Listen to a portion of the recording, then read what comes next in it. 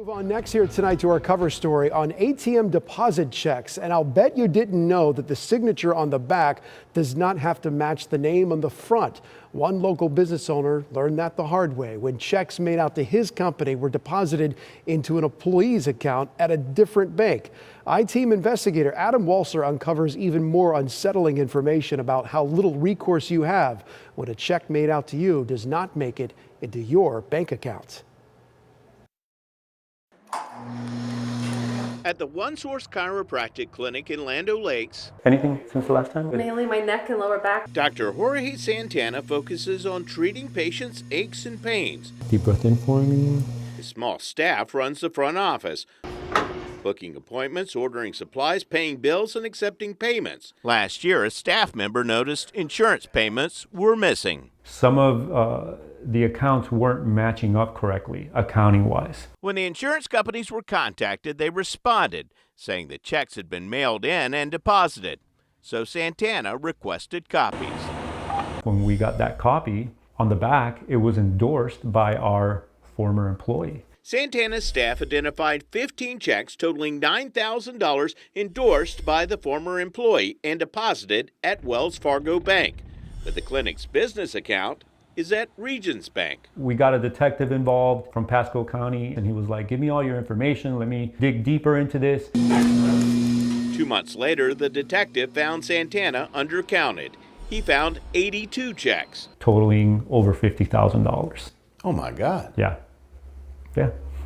What does $50,000 in losses do to a small business like yourself? This was happening during COVID, and our business really decreased. I mean, with the lockdowns and people being afraid to come into, medical offices. This spreadsheet shows 82 checks totaling $50,329 that never made it to Santana's business account. The employee was getting the checks, endorsing them with her signature, and then going through the ATM at the Wells Fargo. Santana says the state's attorney's office now has the case, but the former employee hasn't been charged. You've never banked at Wells Fargo? I've never banked at Wells Fargo at all. So once they know that it's not one of their business accounts, they look at the back and they see someone's personal signature on a business check. To me, that would be the first red flag, right? Santana went to the branch where it happened and talked to the manager, who referred him to a corporate security supervisor. She came back to me and she told me this isn't Wells Fargo's fault and there's nothing we can do. We went to Wells Fargo and talked to the manager, who referred us to a corporate spokesperson. She declined an on-camera interview, but said in a statement, if a business does not receive an expected payment, the business needs to go to the party who wrote the check and file a claim with that party's bank. In an email to Santana, Wells Fargo said, our liability for these checks, if any, under the Uniform Commercial Code, would be only to the bank on which the checks were drawn and not the maker or intended payee of the checks. It means that they're saying that their responsibility is not to me.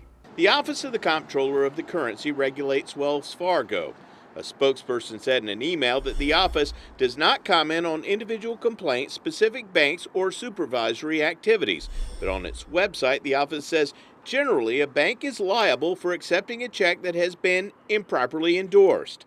And the bank may be required to reimburse you if you can show that the bank failed to exercise ordinary care in handling the check. The way that banks handle checks depend on lots of different factors, including how big they are, the way that they're deposited, those sorts of things. University of Alabama law professor Julie Hill teaches banking law.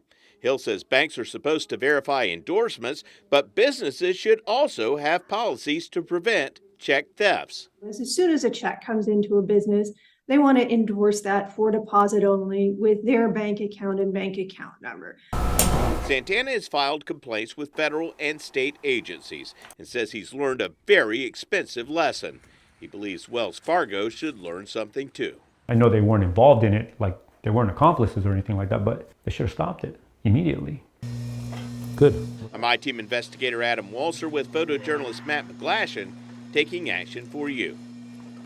And you can read Wells Fargo's entire statement on our website, abcactionnews.com, and find out where to file a complaint if you have an issue with a bank account.